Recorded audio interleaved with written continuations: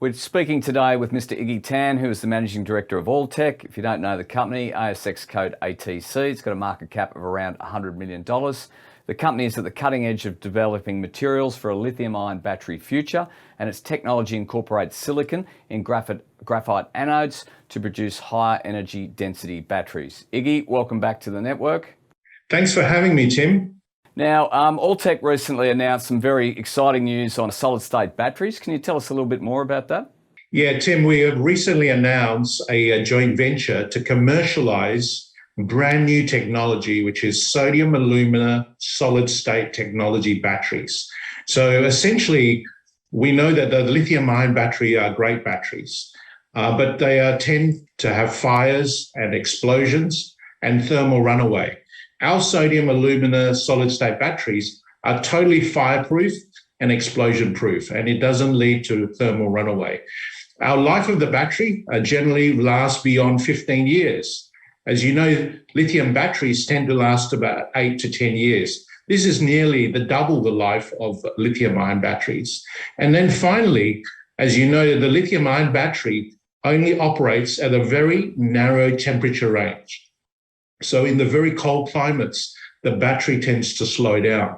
Our batteries can operate in very cold climates as well as desert environments. So very wide range in the operating temperature of these batteries. And critical minerals used in lithium-ion batteries are causing some concerns for the industry? Absolutely. As you know, lithium is the most critical component in a lithium-ion batteries. And you've seen that the price of lithium has gone up at sixfold in the last 12 months. And that's putting a lot of pressure on the production costs of lithium batteries. The other main component is cobalt. 70% of cobalt comes from Congo in Africa, and the industry are very concerned about that ethical supply coming from Congo. Finally, on the anode part of the lithium-ion battery, you've got graphite and copper. Basically, 90% of the graphite in lithium-ion batteries come from China. And the industry is realizing the geopolitical risk with one country providing all that graphite for the lithium battery industry. And finally, copper. 2.5 times more copper is used in an electric vehicle than a standard vehicle. And there's a recent report that says that we don't have enough copper mines or expansions coming up to meet the EV forecast that is coming up in the next decade or so. So these 4 elements are critical to the lithium-ion battery. And what I want to say to you, Tim, is that we don't use lithium. We use common salt, which is readily available.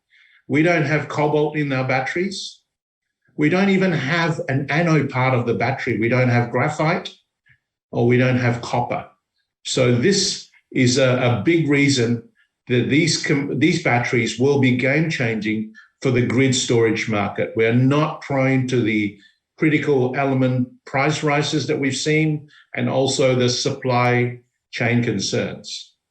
I mean, that sounds like a very exciting innovation. How do you go about commercialisation of your sodium alumina solid-state batteries? We've teamed up with a leading German battery institute called Fraunhofer IKTS. And basically, they've done all the work in the last 8 years. They've spent nearly 35 million euros in research and development. In fact, they also have a 25 million euro pilot plant that is operating and producing these batteries. So these batteries are currently in test performance criteria and virtually ready to commercialize. And so that's what we are bringing to the table. We are a partner that has land in Germany. We also have battery experience, and we also have alumina experience, which is really the solid state part of that battery. And are these batteries just for the grid storage market? Yeah, we're very focused on this technology for the grid storage market. Essentially, that market is growing at 28% year on year, expected to go from 4 billion to about 15 billion. Now, let's put it in the context of Australia. We essentially have a lot of solar panels that capture the energy when the sun's shining. But at night, we don't have that energy storage or cheap enough energy storage that we can put it back and use it during the nighttime. So grid storage is about really storing the sun's energy and using it at night. And also in grid storage, they do things like peak shaving and, gives it stability on the grid using that battery storage. And the European Union has obviously been very supportive of these sort of initiatives. Is government funding a possibility further down the track? Absolutely, yeah. Europe is very focused on obviously EVs and the grid storage. Due to regulations, all the car manufacturers in Europe have announced all electric vehicles by 2030 or 2033.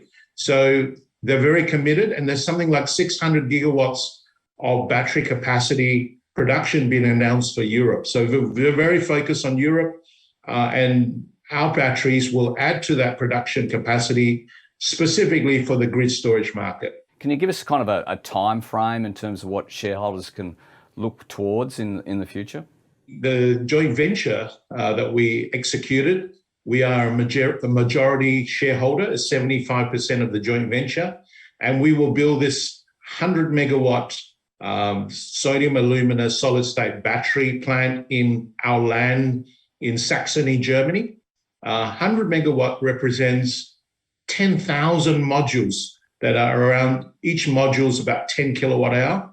So very exciting times ahead, really game-changing technology for the grid storage market. Iggy, nice talking to you. Thanks for your time. Thank you, team.